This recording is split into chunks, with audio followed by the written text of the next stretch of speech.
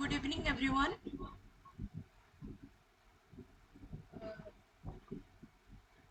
Let's wait for 10 minutes and let other people join.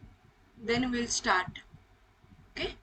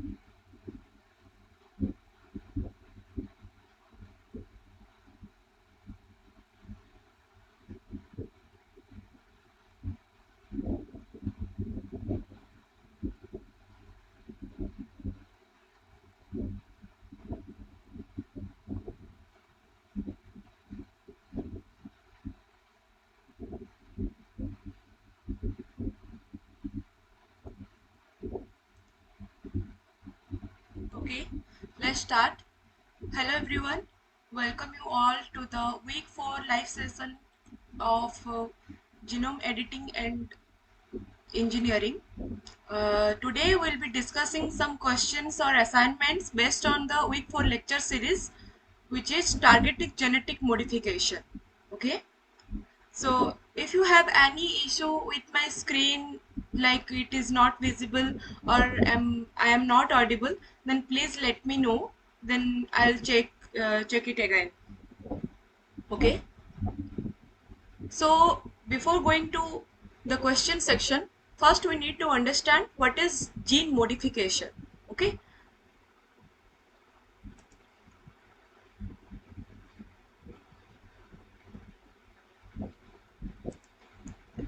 First is when we talk about gene modification, few terms come to our mind, that is gene knockout or knock-in. So first let's understand what is gene knockout. It is a gene modification technique in which the gene or genes of an organism is made non-functional or inoperative. That means this particular gene of an organism is made non-functional or inoperative by genetic engineering. This is called gene knockout system. And knockout organisms with gene loss are used to study gene function. They are basically used to study the gene function by drawing inferences from the difference between gene knockout mutant and normal individual. What researchers generally do with gene knockout modification, they just made the gene non-functional or inoperative in case of an organism. After that, they study the gene function by comparing it with a normal individual. That means how a normal individual is behaving with that particular gene and how the mutant organism is behaving without this particular gene. Okay, so gene knockouts are helpful in understanding the gene functions of different organisms. Okay, then comes to knock-in technique. It is essentially the opposite of gene knockout. So knock-ins are organisms with gain of gene function. As the name suggests, in case of knockout, we make the gene non-functional. In case of knock-in, we increase the function of gene, like gain of gene function.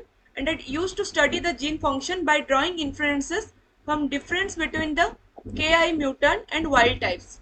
Here also we study the gene function by drawing inferences from difference between the gene knock-in mutant or wild types.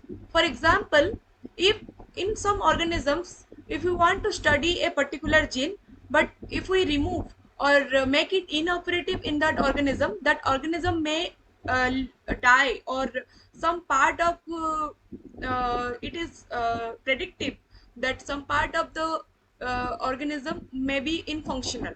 So in that case, we go for this knock-in technique where we increase the function of the gene and then we compare it between the mutant and wild type.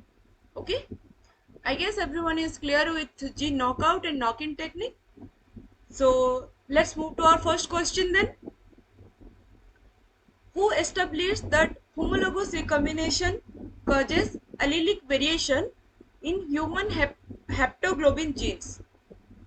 Options are A. Oliver Smith, B. Mario, C. Martin, D. Michael. Please answer in 2 minutes, then we will discuss. I guess I am audible to everyone.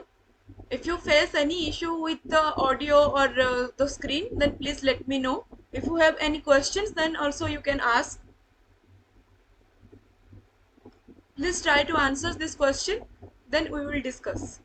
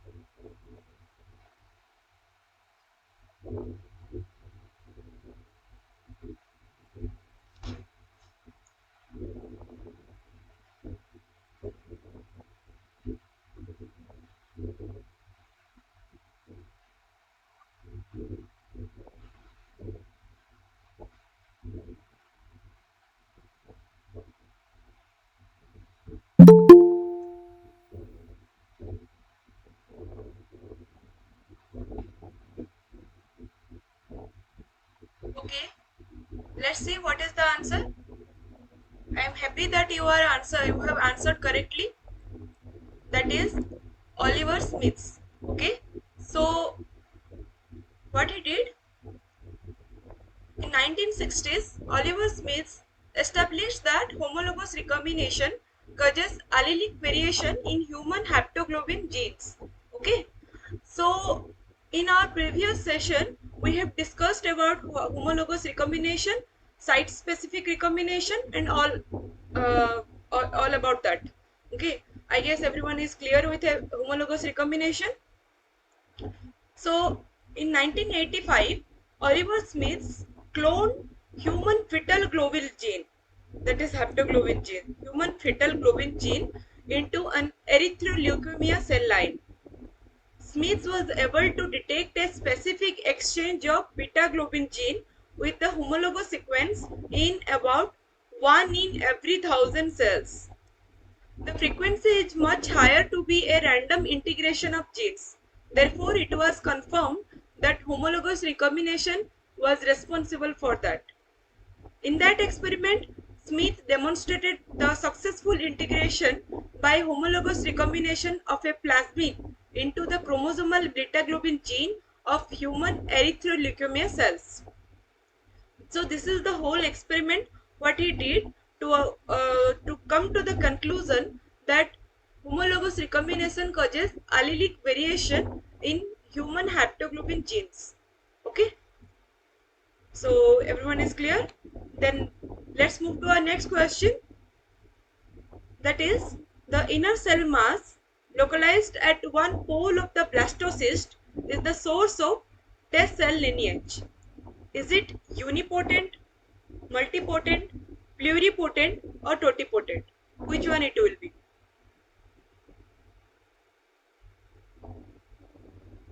Try to answer, everyone. Here is the question. Everyone, please try to answer. Then we will discuss.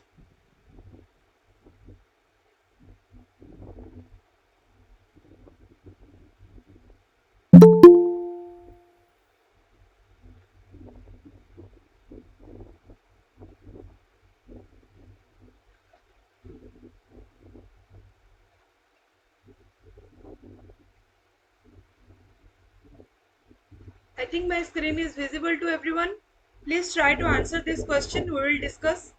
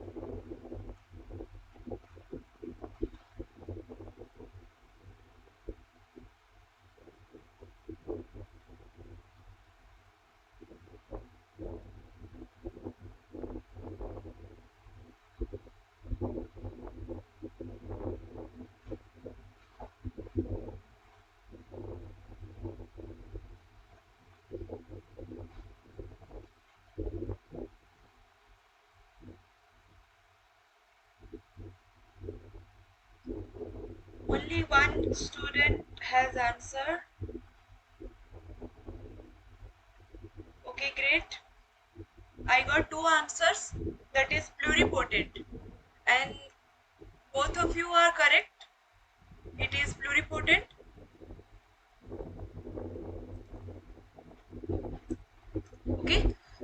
inner cell mass leads to cell lineage that is pluripotent. Let's see how it is. So look at the figure here. Okay,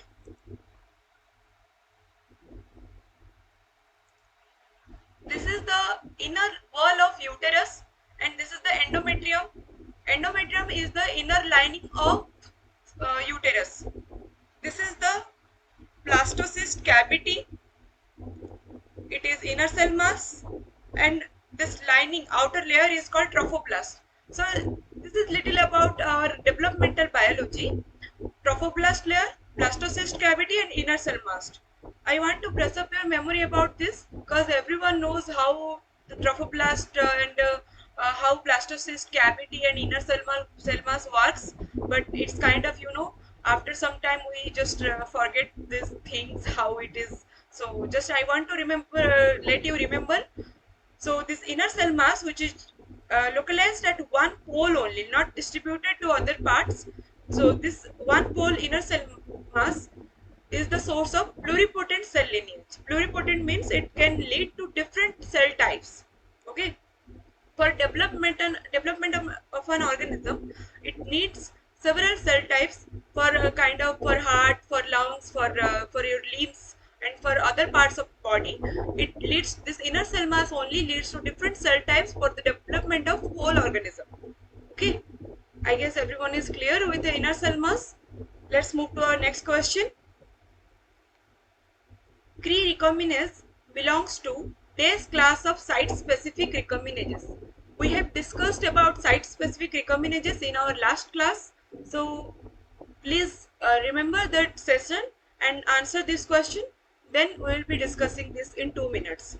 Options are serine type, tyrosine type, leucine or methionine type. They all are amino acids.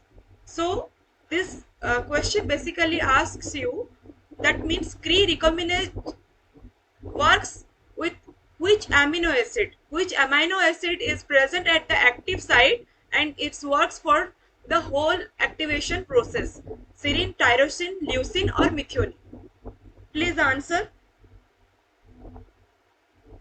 Everyone please try to answer, we will discuss.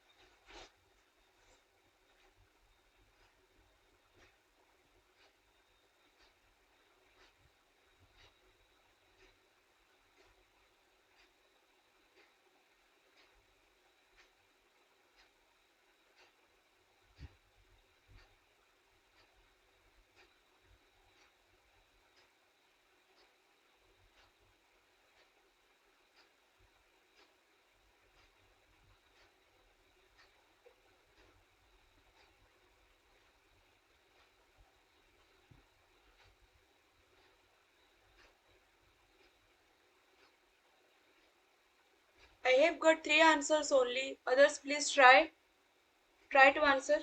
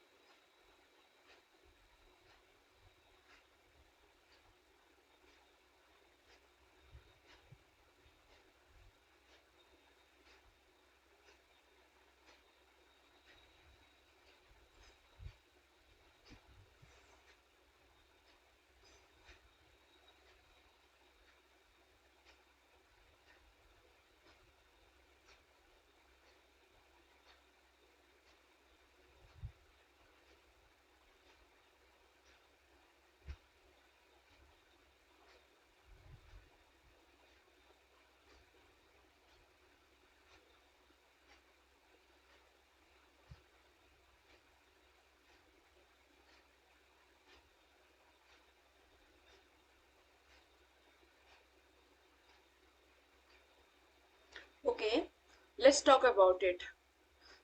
So there are two types of site-specific recombinases. As the name suggests, this site-specific recombination happens at particular site only. Okay, someone have joined, so let me repeat it. Site-specific recombination happens at particular site of DNA sequence which is known, and for that we require site-specific recombinases, and there are two types, that is tyrosine type or serine type. Okay, we discussed it in the last session. If you want to watch over it, then you can go through the YouTube link. Okay, so two types of site-specific recombinases, that is serine and tyrosine, and Cre recombinase belong to tyrosine type. Okay,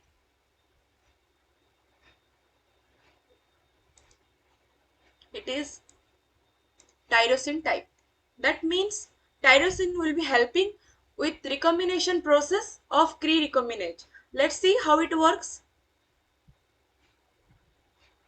Okay, so first uh, look at the figure, then we'll be going through the texts one by one. Okay, the four monomers of recombinase bind to DNA strand. So you can see this pink and green dots here. They are the four monomers of Cre recombinase. Okay, four monomers, they bind to the two DNA strands. As human beings, we have duplicate genes, right? We have two copies of each gene. So that's why it binds to the two DNA strands. Then two monomers are active, represented by green dots, that is tyrosine in position, while two are inactive. So green dots which are present diagonally, they are active, and these two are inactive. Because why they are active? Because tyrosine has present in their activation position. Okay. Next, active monomers cleave the first pair of DNA strands to form 3' phosphotyrosyl intermediate and free 5' OH group. Okay, so in the first process of A to B transformation, the strand cleavage happens. Strand cleavage means, you can see here the phosphotyrosyl intermediate. You can see here the free 5' OH group has been formed in two DNA strands by these two active Cre recombinase. They are enzymes which are active, which has tyrosine in their active site, and they just cut the DNA, cleave the DNA, and produce the free OH group. Understood? Next, this OH perform a nucleophilic attack on the phosphotyrosines from the partner DNA substrates, resulting a holiday junction. So everyone is clear with holiday junction, as it forms during homologous recombination process. So see here. Here in the strand joining process, you can easily see this is the 5' OH group, and you can see here this part of 5' OH group has been attached to this phosphotyrosine group, and here also, just a minute,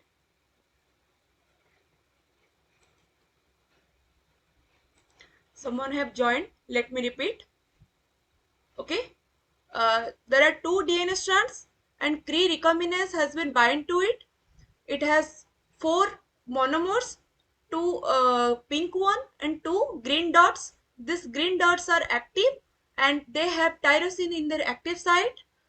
So in the first step of transformation of A to B, here this Cre recombinase, active Cre recombinase, they cut the DNA strands to perform homologous recombination and produce 5' OH, free 5' OH group, as you can see here. One OH group, here is one OH group.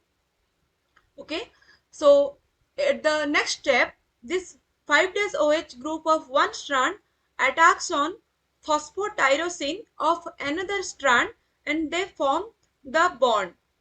Okay, the blue one has formed bond with phosphotyrosine, and you can see a visible holiday junction. This is called holiday junction as it is uh, found in homologous recombination process. Understood? I guess everyone is clear with holiday junction. After that, isomerization happens. So you can see here, just the strands has been changed. Okay, nothing else, just the strands has been changed and isomerization happens here. Just a minute.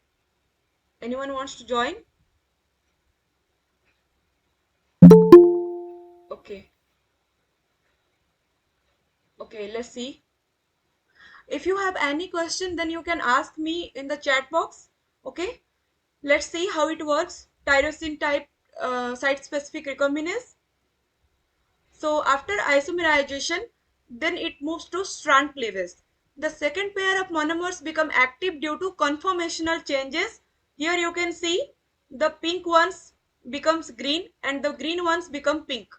So that's why it's called active monomers because of conformational changes, and these monomers induce our DNA cleavage followed by second round of strand exchange and ligation to produce recombinant. Some people have joined recently. Do you want me to repeat?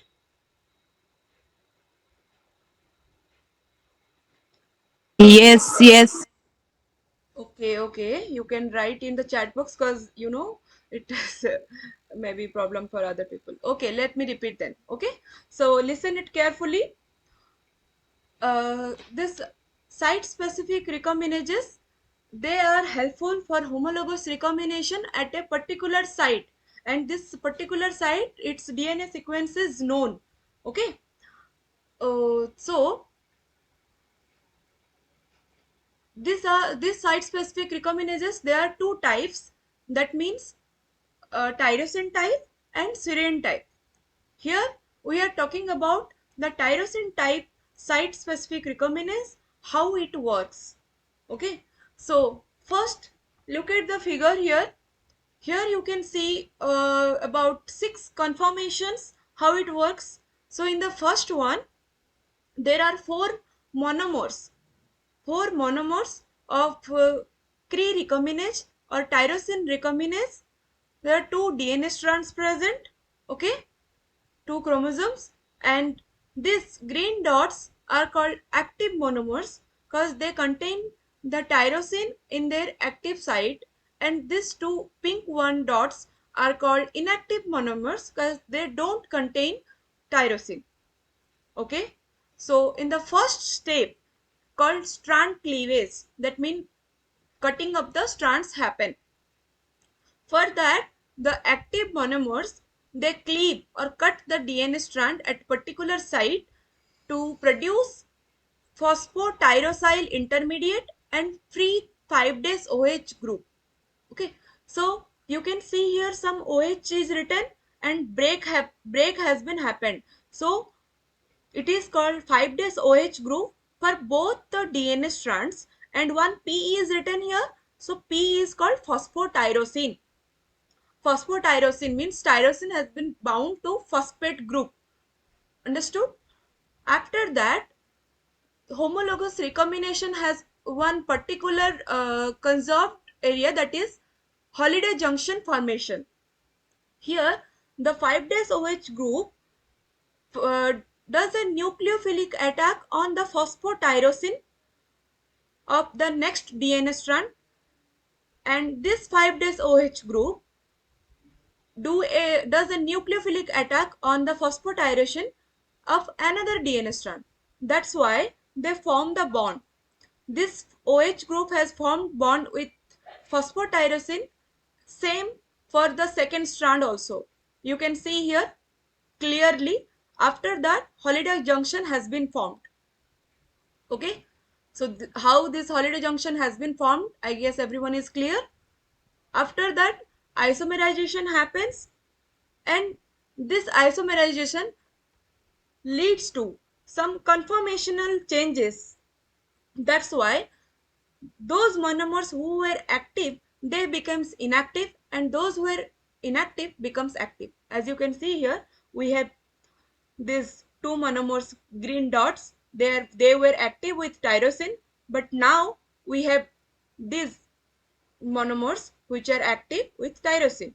So these monomers will be helping in our strand cleavage, because strand cleavage is necessary to separate these two DNA or chromosome pairs. Otherwise, they will be remain like this, and this is harmful. So for strand cleavage, same thing repeats again.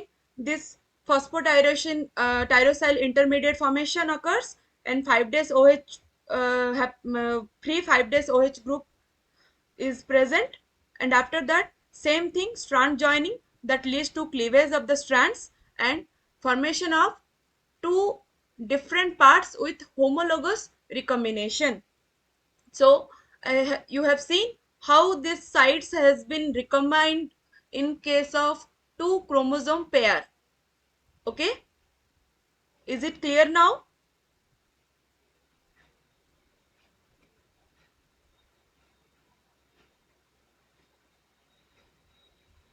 Do you understand? Is it clear? Okay, okay, thank you for confirmation. Okay, thank you. If you have any question, please look at the slide for 1 minute. I am giving you some time. Look at the slide. If you have any question, then you can ask me here. Just see the figure. Look how it works. If you have any question regarding this, you can ask.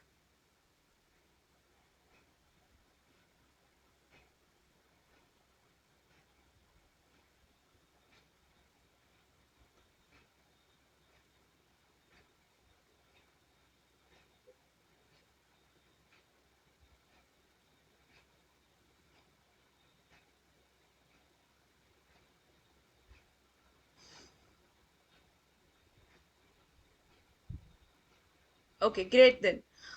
Okay, I see everyone is clear with this part. So let's move to our next question.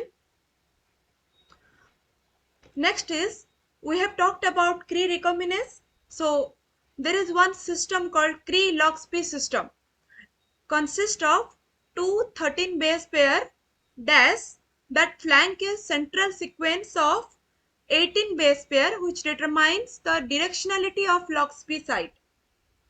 Which one it will be? Option A, palindromic sequence, or AT rich region, or GC rich region, or reverse sequence. Which one it will be? Please try to answer. Then we will discuss.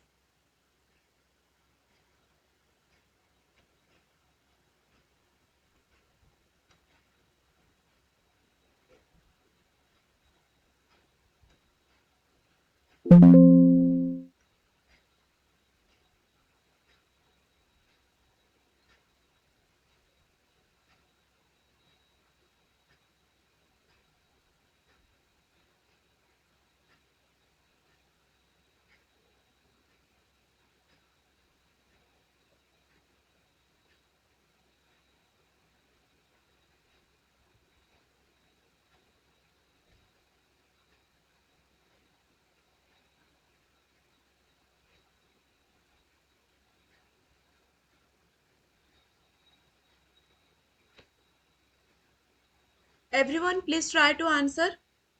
It's quite simple, and I guess everyone know about this question because we have discussed about this lot of time.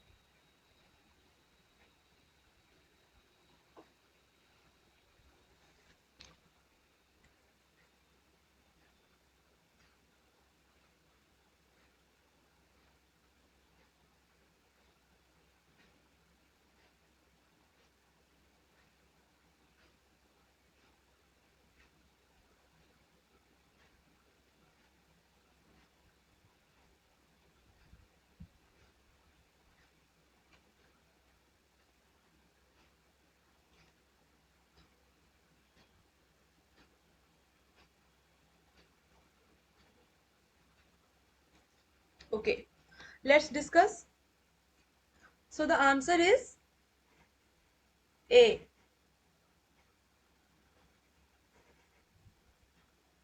that is palindromic sequence. Okay, let's talk about Kree-Luxby system then. What it is, why they are talking about 13 base pair, 8 base pair, what it is, or how it works.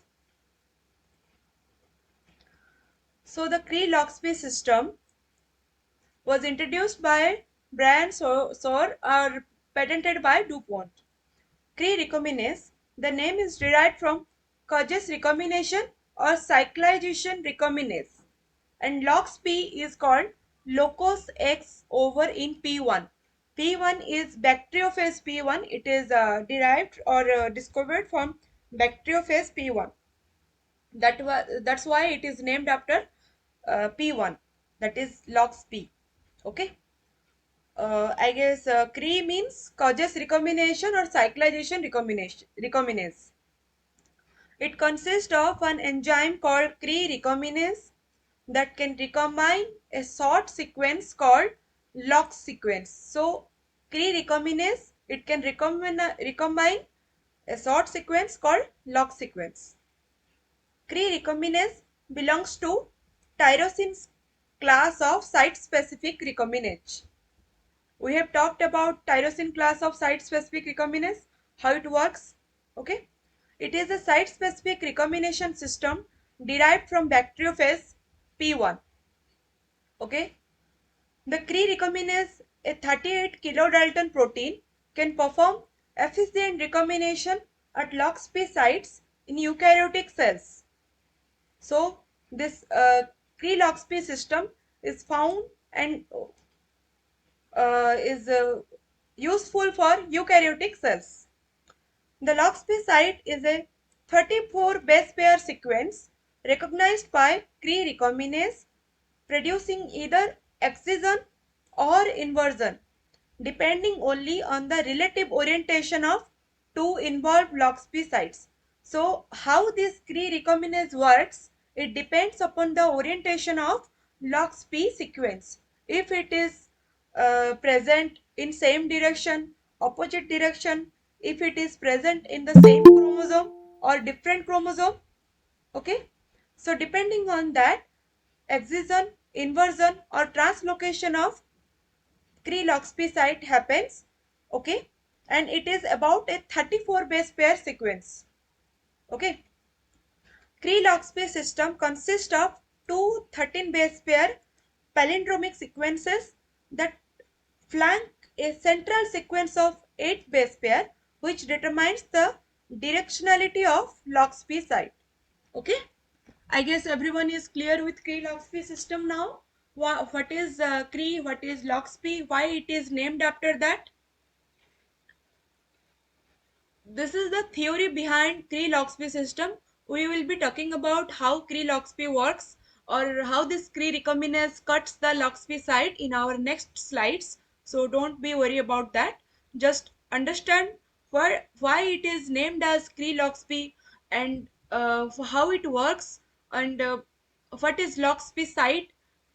So very important is LOXP site. It is 34 base pair sequence and recognized by Cree recombinase only, not other recombinase enzyme.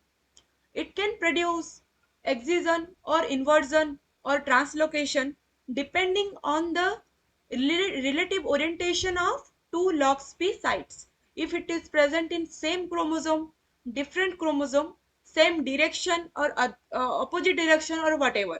Okay, this direction of LOXP site depends upon how the Cree recombinase will act. If it will be cutting it in a inverse manner or excision or circular manner or like that.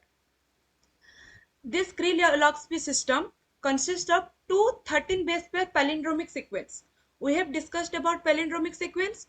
They are sequences containing DNA nucleotides which is read same from 5 days to 3 days end or 3 days to 5 days end. Okay, so for example, one word that is madam, M-A-D-A-M, If we read it from left to right, it will be madam. If we read it from right to left, then also it will be madam. So that's why it's called one palindromic sequence. Okay, we have talked about different palindromic sequence while we are studying this restriction enzyme and their sequences. Just a minute. So this 13 base pair palindromic sequences that flank a central sequence of 8 base pair, which determines the directionality of lock-sp site. Understood? So this whole thing talks about how Cree lock-sp system works and how it is made up of. And this Cree recombinase is a protein which is 38 kilodalton and is present in eukaryotic cells only. If you face any questions like Kree-Loxp system is found in, and there will be four options which contains the name of different organisms.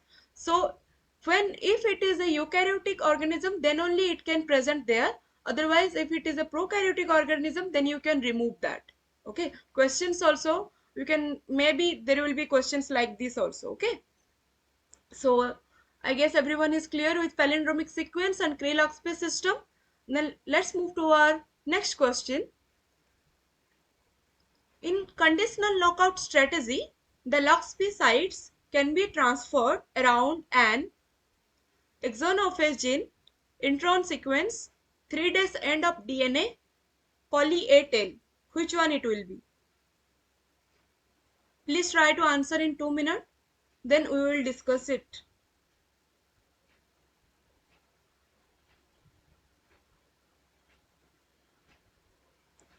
Everyone, please try to answer.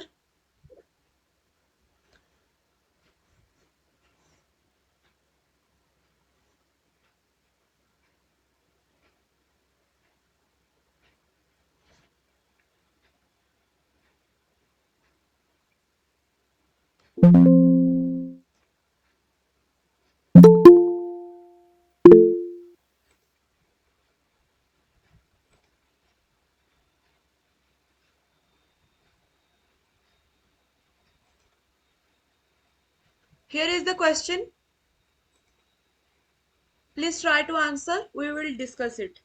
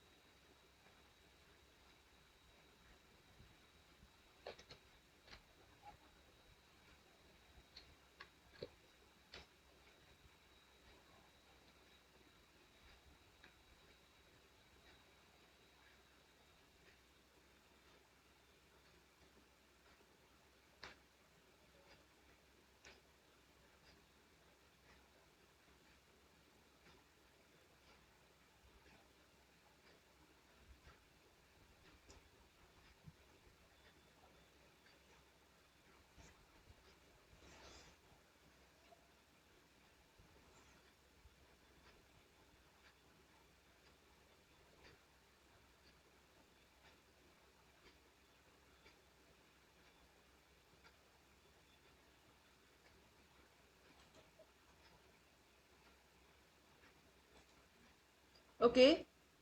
I got some answer which is exon of gene. Yes, it's true. It's correct. Exon of a gene. Okay, this is the answer. Let's move to the discussion part. Okay. First, we need to understand how Cree recombinase works or how this log space site rearrangement is responsible for the Cree recombinase cutting. Okay. So the orientation and location of the log space sites decides the fashion in which the nucleotide sequence will be rearranged. Okay. And this Cree recombinase carries out three three mechanism, that is excision, inversion and translocation. When Loxp sites are present in the same direction, the sequence between the sites is cut as a circular piece of DNA. In the first figure, you can see here, Loxp sites are present on the same chromosome and in same direction. Okay, so the exon part, the this part will be cut in a circular piece of DNA by Cre recombinase. Okay, if Loxp sites are present in the opposite direction in the same DNA strand, the segment of DNA between the sites is inversed. As you can see here, the two Loxp sites are facing each other. That means they are in opposite direction. That's why the exon or the gene of interest, it is inversed. Just it becomes opposite. That is 5' to 3' strand to 3' to 5' strand. Okay. When the Loxp sites are on complementary strands, these two are complementary strands and they are facing in same direction, then translocation of the segment or fragment occurs. Here you can clearly see the translocation process. Blue becomes yellow and yellow becomes blue. Is it clear to everyone how Cre recombinase cutting fashion or working fashion depends on the orientation of Loxp site, and it includes excision, inversion and translocation. We will see questions like this in our further slides. So let's see. Our question was conditional knockout strategy. The Loxp sites can be transferred around an. Okay. So let's see what is conditional knockout. In case of conditional gene knockout, Cree-Loxby's technology is utilized for development of this conditional knockout mice, and conditional knockout is applied as normal knockout of a gene may be detrimental for the organogenesis. That means in some cases, if a particular gene, if we knock out that particular gene, that it is detrimental, that means it may be fatal for that organism to survive. So that's why we perform conditional knockout and produce conditional knockout mice when role of gene is not fully understood in the physiological condition. Okay, let's see how it is performed. In conditional knockout strategy, the Loxp sites can be transformed around an exon of one gene. I guess everyone is clear with exon and intron. Intron are non-coding sequences of gene, while exon are coding sequences, and the resultant mice will be phenotypically wild, although containing a floxed or flanked by Loxp site allele. When the Loxp mice is bred with a transgenic mice expressing Cre recombinase, it will produce knockout progeny. Let's see at the figure. Look at the figure here. It itself describes everything. Here you can see one floxed mouse. Floxed mouse means flanked by Loxp site. So this is the gene and it is flanked by our Loxp site, but it doesn't contain the Cre recombinase enzyme. That's why it is Cre minus. It doesn't contain Cre recombinase enzyme. Here you can see someone has joined. Let me repeat. This is a floxed mouse and this is a Cree mouse.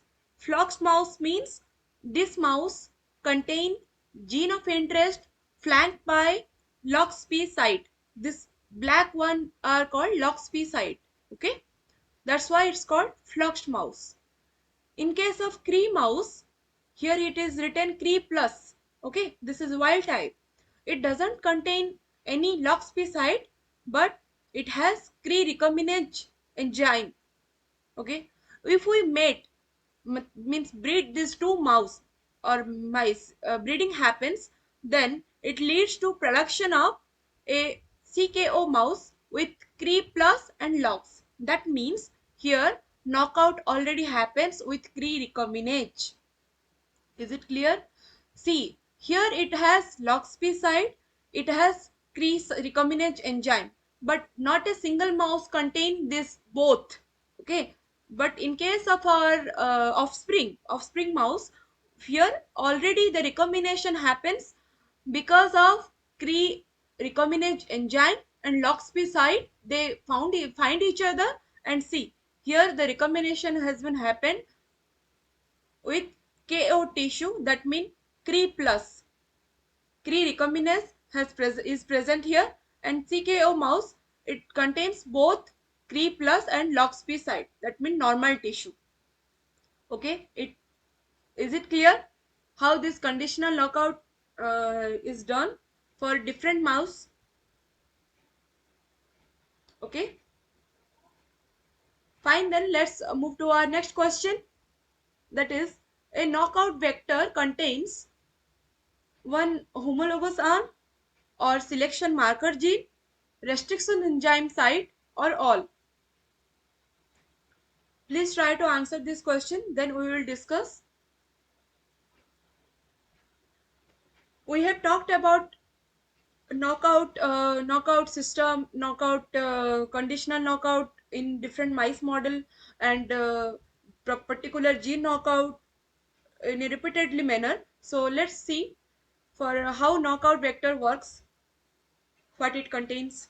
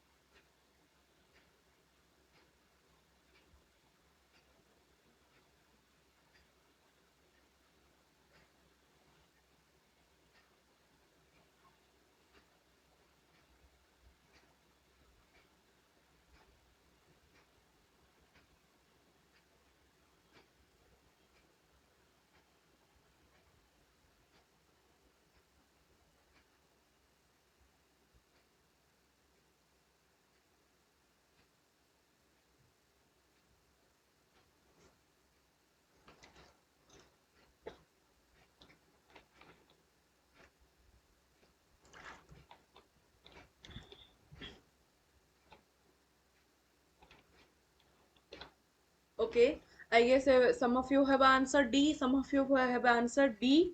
Let's see. So actually the answer is all.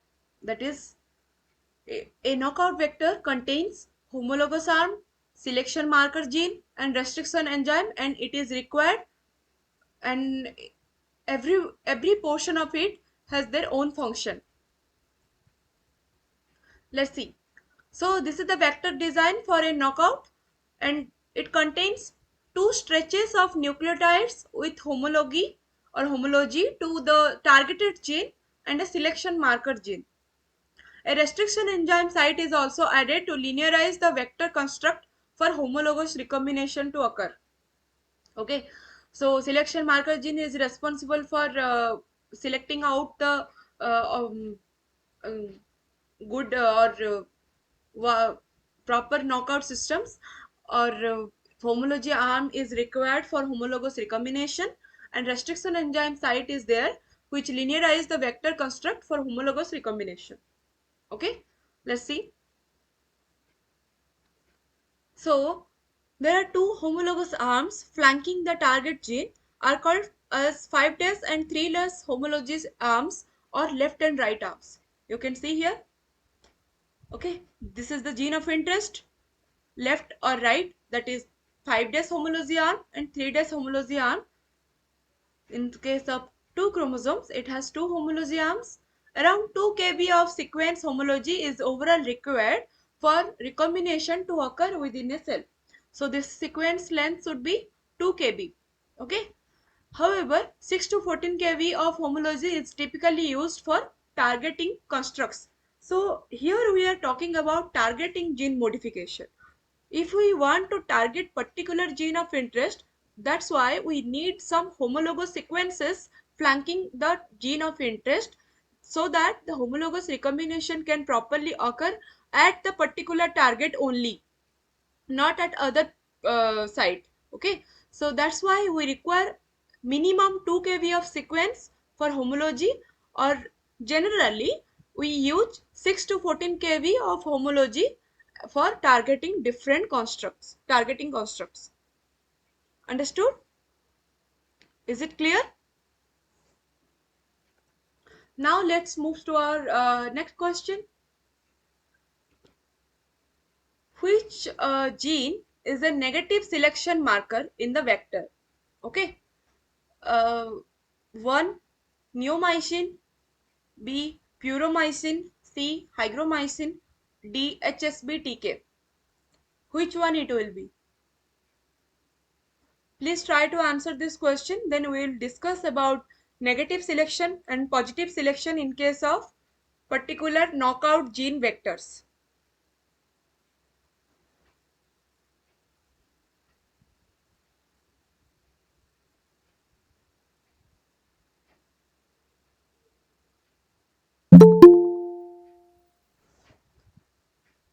Try to answer this question, everyone. Then we will see.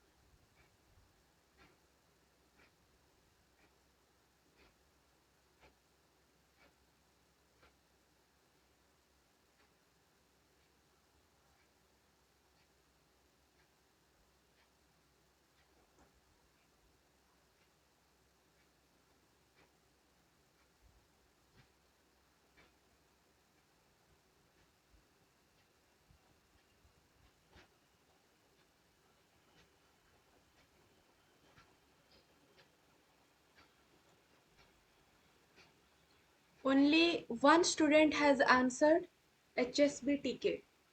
Others, please try to answer.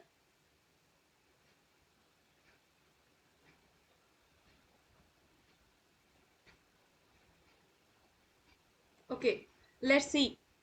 Okay, let's discuss. So, uh, in case of vector, we have two types of genes. As we have already talked about in our previous question, that for a knockout vector, we require homologous arm, selection marker gene, and restriction enzyme site. Okay, each of these are required for properly carry out the knockout. So, it contains one positive selection gene or negative selection gene. So what is the negative selection gene? Here the answer will be HSBTK, that is D. So why it is? Let's see. Adding of the HSB thymidine kinase gene adjacent to one of the vectors homologous arms helps in determining homologous recombination or random integration. Okay. Is it's helpful for determining the homologous recombination or random integration in case of a knockout system. Random integration will usually contain an intact copy of the HSBTK gene when inserted into the genome.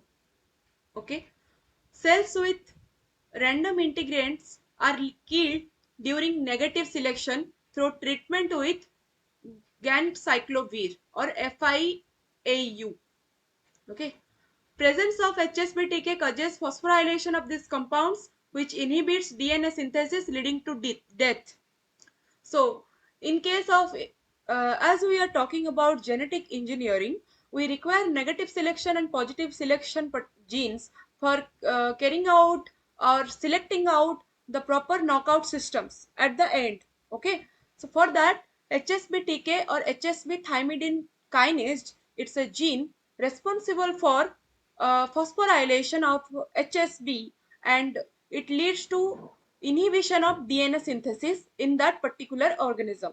Okay, if during our recombination process or genetic engineering, homologous recombination has not done properly and there might have some random integration, then HSBTK gene will be present, and this, because of the presence of this gene, it will lead to the inhibition of DNA synthesis and death.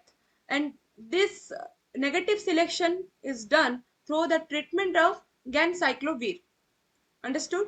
So this is the vector, how it will look with HSBTK. This is exon 1, homologous arm 1, positive selection then, that is neomycin R gene, homologous arm 2, that is exon 3, or HSBTK, negative selection gene. Understood? So if we treat the uh, end products or knockout systems with ganciclovir or FIAU, if the cells die, that means it has not properly knocked out. That means negative selection is there using HSBTK. Okay, let's see about positive selection. So, neomycin is the most common drug used for positive selection. This is the structure of neomycin, puromycin, and hygromycin. They are antibiotic genes. Okay. Integration of neomycin phosphotransferase, NEO-R gene, provides resistance to neomycin, an aminoglycoside that interferes with protein synthesis in eukaryotic cells. So previous one, HSBTK, it interferes with DNA synthesis, and neomycin R, it interferes with protein synthesis. Okay. Other drug selection markers include resistance genes for puromycin or hygromycin. See, it is, it has one homologous arm, one, that is exon 1, positive selection gene, homologous arm 2, and negative selection gene. Same as the previous vector, it contains one positive selection gene, that is neo-R. Okay. Okay. So are you clear with positive selection and negative selection? For negative selection, same thing happens. If we introduce the positive selection neomycin gene, then we can select out the end products using positive selection neomycin, or we can go for negative selection, that is HSBTK, in the same manner. Okay, so is it clear? I think everyone is clear.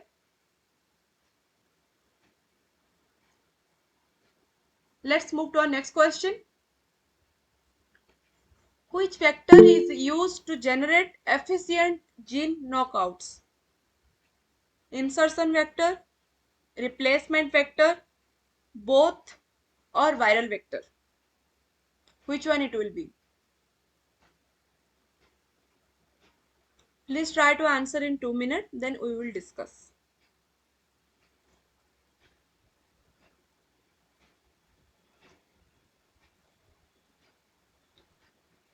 We have talked about the knockout vectors, what it contains, what is positive selection, what is negative selection.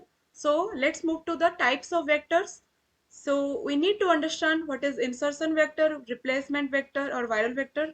So please try to answer this question, then we will be discussing everything.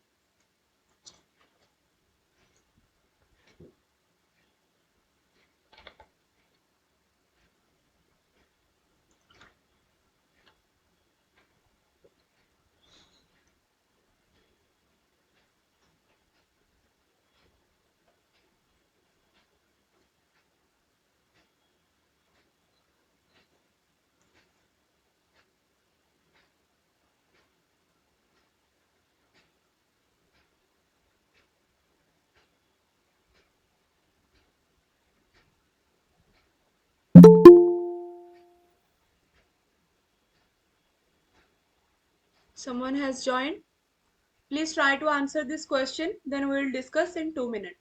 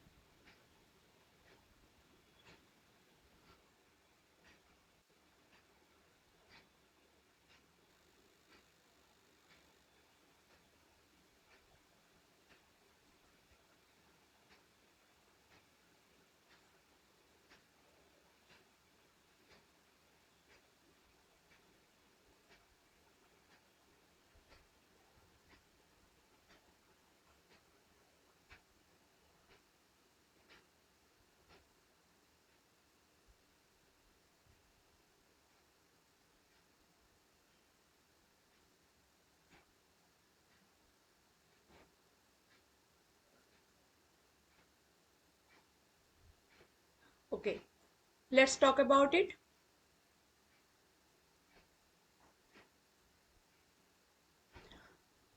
What is insertion vector, what is replacement vector, and all that. Okay, so there are two classes of vectors which we use for targeted mutation or targeted gene modification, that is replacement vector and insertion type vector. Replacement vector is widely used for efficiently generating knockout mice, while insertion type vector is used occasionally to disrupt the genomic locus for creating knockout mice.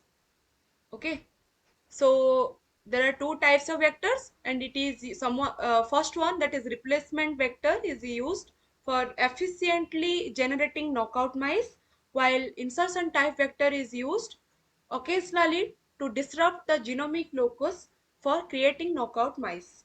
Okay, let's see.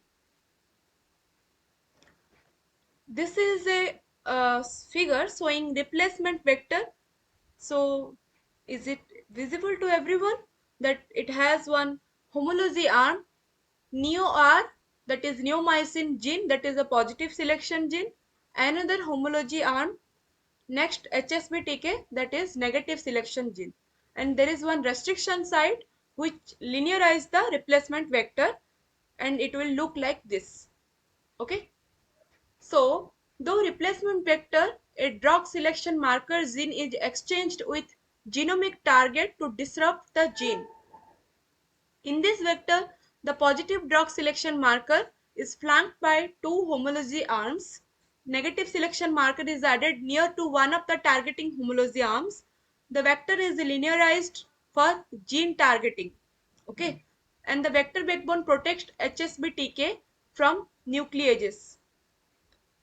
So this is the replacement vector. As the name suggests, it generally used for gene exchanging with genomic target to disrupt the gene. Okay, so this has a homology arm, and these two homology arms are required for homologous recombination, and this positive selection, negative selection, they select the end product. Okay, so this is the structure of replacement vector, and it generally used for generating knockout mice efficiently by exchanging the gene of interest or genetic target. Okay, let's see about insertion vector. Okay, so this insertion type vector is designed with just one arm of homologous sequence. So if there are two figures of replacement type vector and insertion type vector, then you can find out easily which one it is. That is because insertion type vector, it contains one homologous sequence, while replacement type vector, it contains two homologous sequence. Okay, see here, exon 1, exon 2, gene locus. Neo R is used as a positive selection. Okay, this is exon 1, this is exon 2.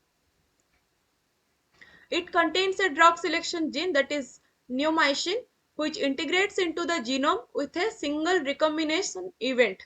So here, if you look into the figure, so you will find out how the homologous recombination happens using insertion type vector. You can see it is the restriction site. So for example, this is the gene locus which we want to integrate the insertion type vector. You can find out here.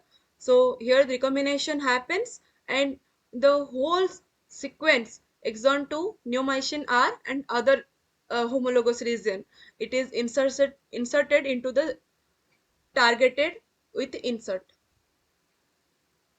Okay, insertion means it is the whole product of the insertion vector is integrated to the gene locus. In case of replacement, gene exchange happens, but in case of insertion, only the name suggests insertion happens, and you can see here how this happens. Okay, is it clear to everyone? Do you have any questions?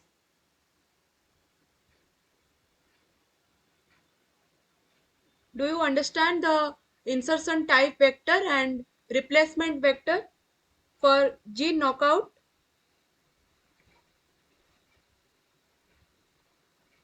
If you have any doubt, then you can ask me.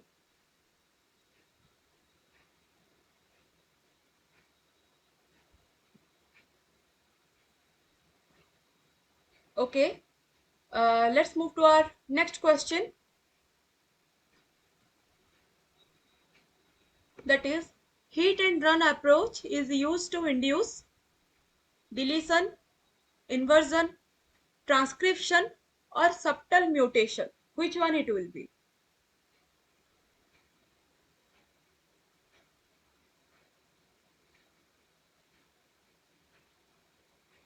Please try to answer this question, then we will discuss.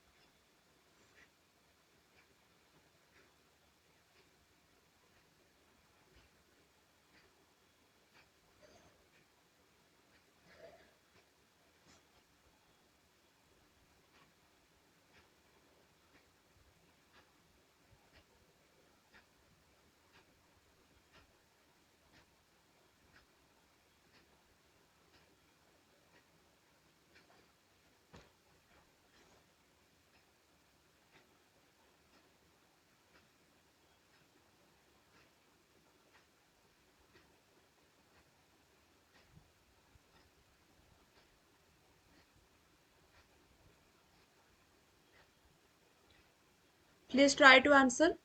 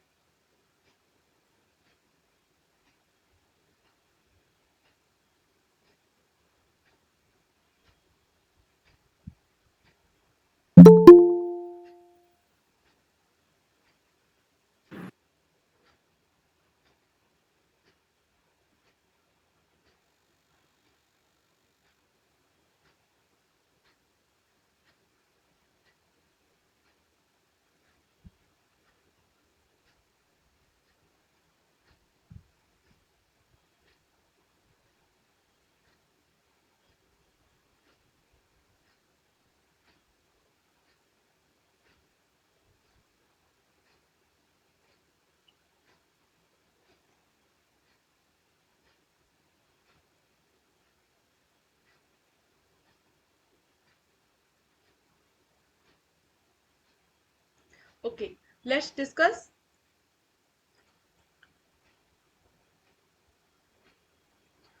So, we have talked about deletion, inversion, transcription in our previous classes. Transcription is a general process of mRNA production from DNA, and the deletion inversion are type of mutations in chromosomal mutation which changes the chromosome, or in case of uh, framesite mutation also. So the answer is subtle mutation. We'll be talking about subtle mutation in our upcoming slide. So introduction of subtle mutation is achieved by using either replacement or insertion type vectors. So we have talked about two classes of vector, that is replacement and insertion, and we can use both of these vectors for producing subtle mutation in our gene of interest. It can introduce desired subtle mutations such as point mutation, micro deletion, or insertion into the target gene. Okay, so these are called subtle mutation: point mutation, micro deletion, or insertion. It can be achieved through the following processes. First one is hit and run approach. Second, tag and exchange approach. Third, recombinase based approach. Okay, so here is the answer. Hit and run approach is used for subtle mutations like point mutation, micro deletion, and insertion. So let's talk about hit and run approach, how it works. See here in the figure only you can find out everything.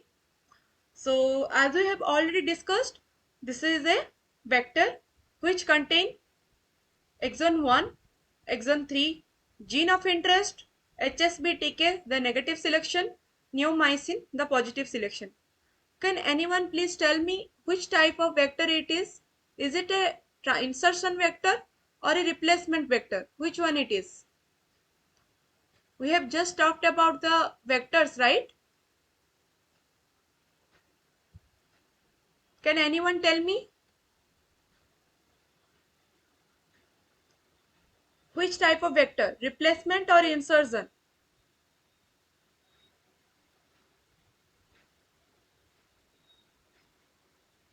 Okay.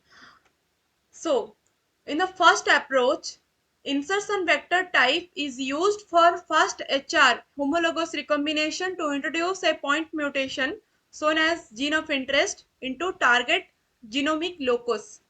Okay, so this genomic locus, it has exon 1, 2, and 3, and vector also contains homologous arms.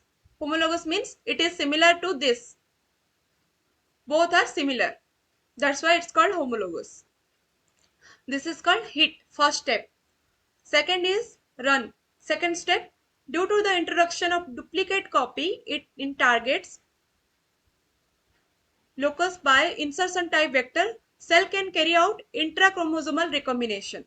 So here you can see this genomic locus has exon 1, 2, 3, and it contains exon 1 and 3 which is similar.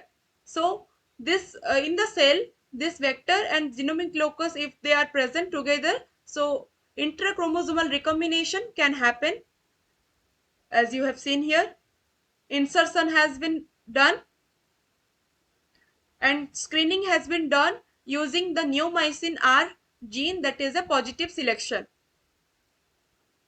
This is the whole vector. It is inserted into the targeted genomic locus.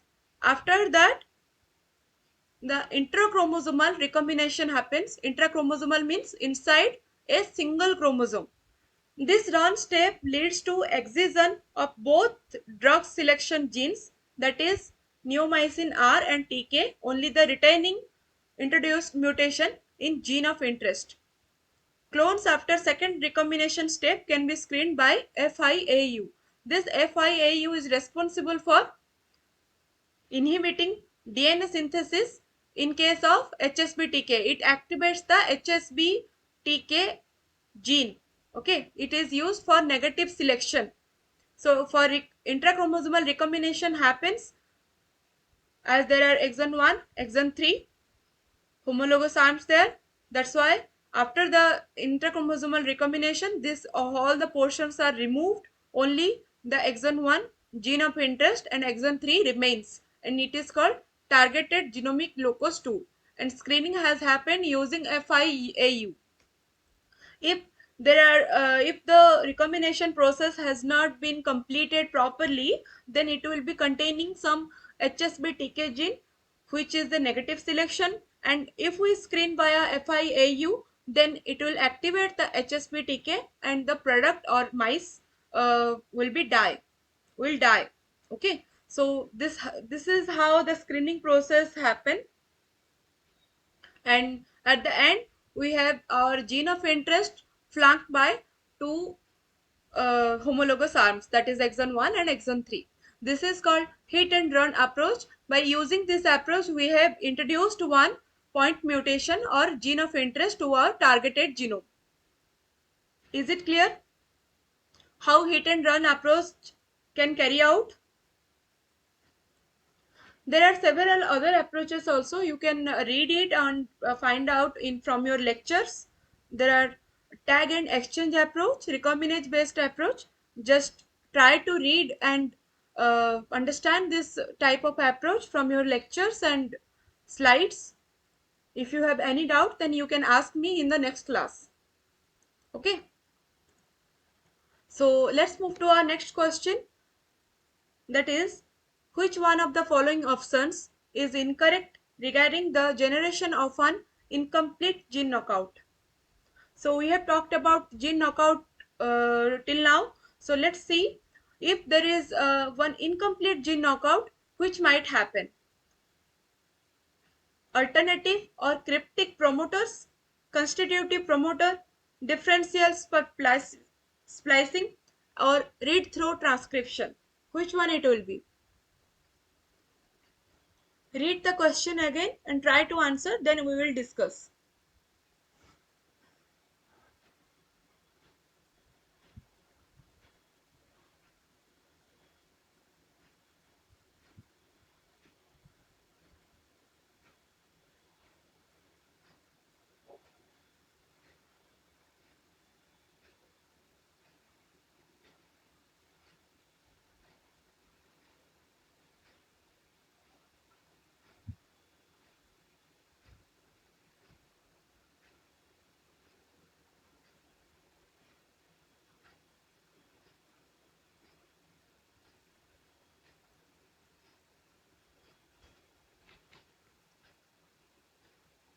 Everyone, please try to answer this question.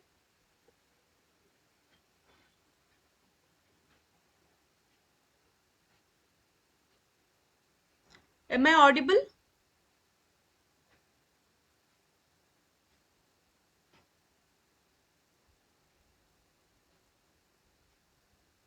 Okay, thank you for confirming.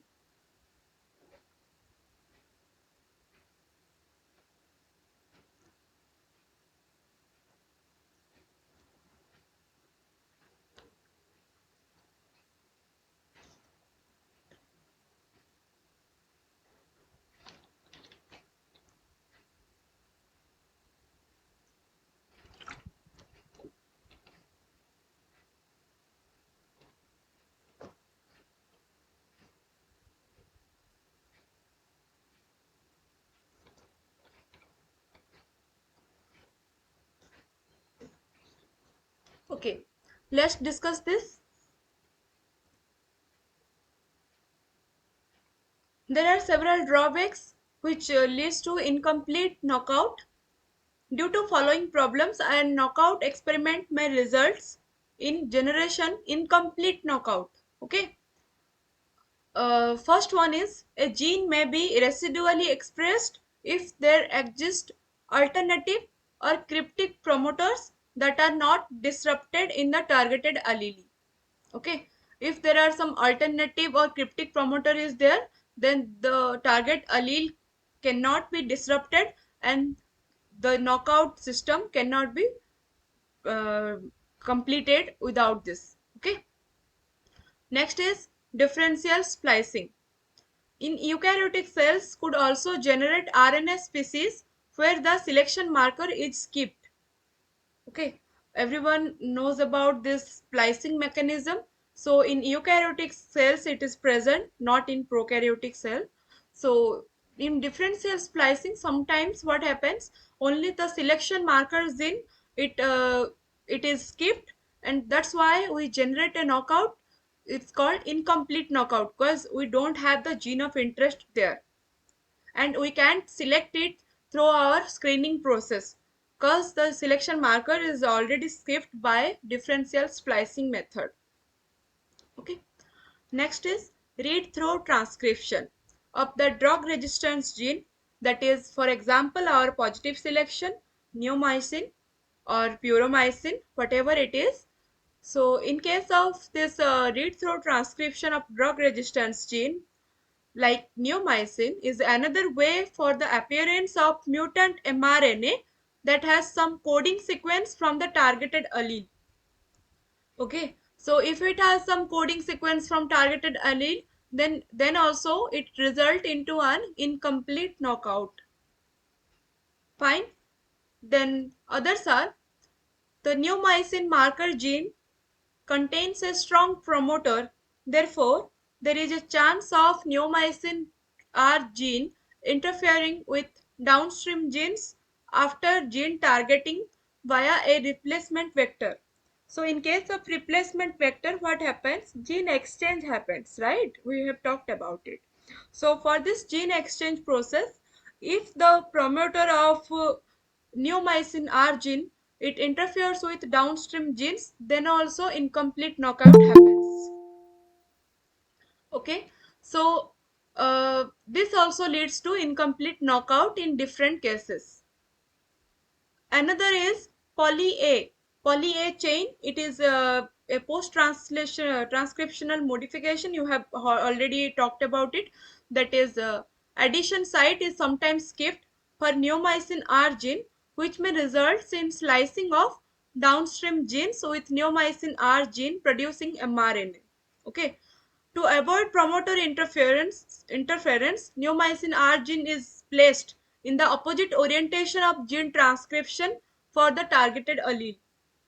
This can be done, or this orientation also ensures that the downstream genes are not influenced by the strong promoter of neomycin R gene. Okay, here it shows one solution for one of these problems, that is if already it has seen that neomycin R gene has strong promoter, that's why it is causing so much trouble, and it leads to incomplete knockout. So in that case we can do this, that opposite orientation of gene transcription for the targeted allele, so that leads to uh, the downstream genes are not influenced by the strong promoter of this neomycin. Okay, so there are few things that how this incomplete knockout happens: via using alternative or cryptic promoter, differential splicing, read through transcription, neomycin R gene interfering with downstream genes. Another is poly A. Poly A means adenine. Poly A addition site is sometimes skipped. Okay, so let's move to our next question. This is the last question of our today's session. So, and we have talked about Cre-LoxP site clearly. So please try to answer this question. Cre recombinase carries out translocation when LOXP sites are in the same direction, in the opposite direction, on complementary strands, or on same chromosome. Which one it will be?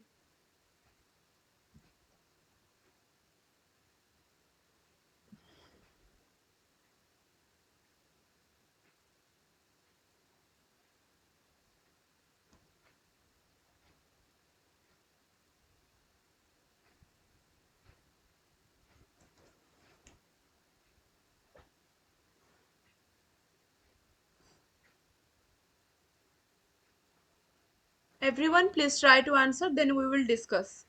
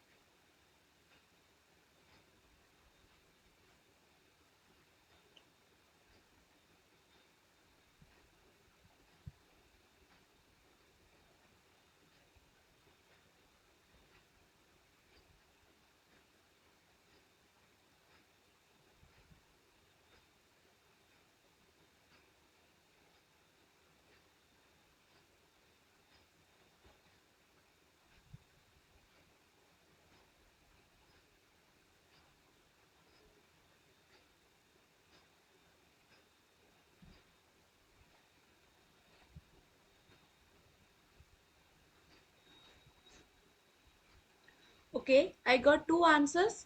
That is C, uncomplementary strands. Great. That means you have cleared the concept of Cree-Loxby site or Cree-Loxby system. So the answer here is on complementary strands. Okay, so let's see how it works. I have discussed it already, but I want to discuss it again so that you won't be having any confusion. Okay, so this Cree recombinase carries out translocation when LOXP sites are in complementary chromosome strands. So let's see.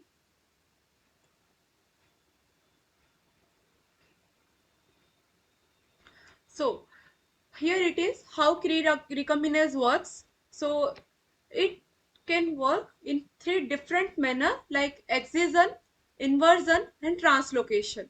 Okay, so here in the excision you can see LOXP sites are present in the same chromosome and in same direction.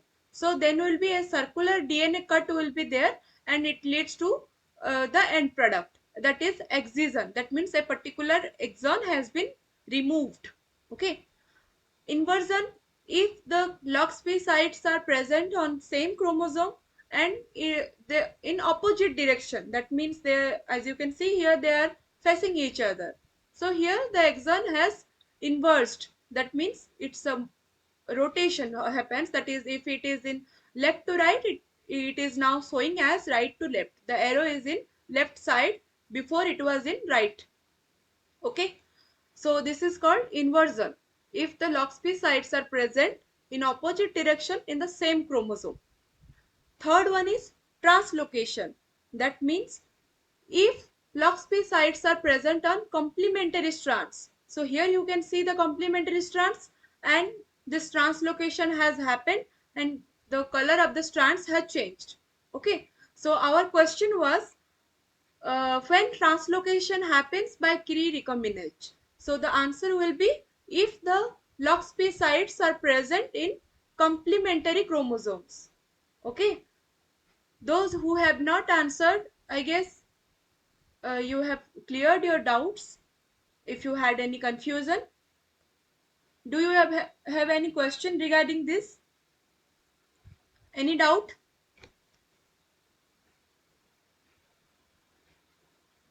Is it clear?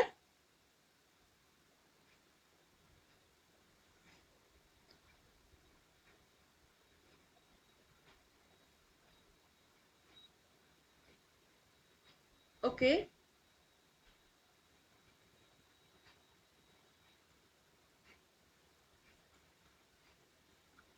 okay. So this was the last question. Thank you for joining the session. If you have any question, then you can ask me. Do you have any question? Any doubt?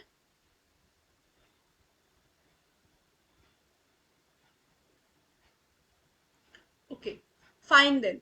So today we have discussed about Cree-LoxP system and different types of knockout vectors like our replacement vector, insertion vector, how it works, and in our different types of negative selection, positive selection genes also. So I think everyone is clear with this knockout, gene knockout and targeted gene modifications. Today we have discussed about 11 questions, and using this as your reference you can go for your assignments and you can do that. If you have any questions from your assignment, then you can ask me in our next class on Monday. Okay, so if you don't have any questions, let's end this session.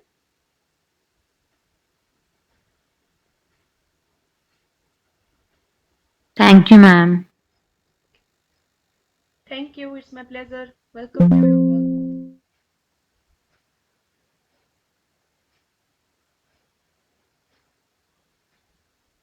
all. Okay.